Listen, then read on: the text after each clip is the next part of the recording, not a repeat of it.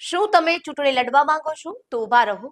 હવે માત્ર લોકોના દિલ જીતવાથી કામ નહીં ચાલે. તમારે ઇન્સ્ટાગ્રામ અને ફેસબુક પર ફોલોવર્સ પણ જોઈશે. જી હા, ગુજરાતમાં આગામી સ્થાનિક સ્વરાજ્યની ચૂંટણીઓ માટે ભાજપે ઉમેદવારોની પસંદગી માટે એક નવો જ ટ્રેન્ડ સેટ કર્યો છે.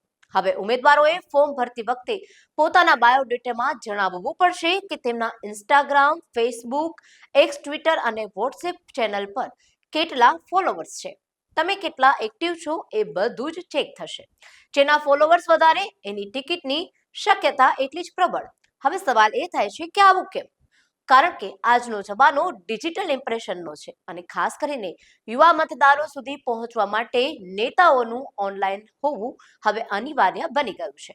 ઓછા ખર્ચે સીધા લોકોના ખિસ્સામાં રહેલા મોબાઈલ સુધી પોતાની વાત પહોંચાડવાની આ સૌથી સચોટ શસ્ત્ર છે.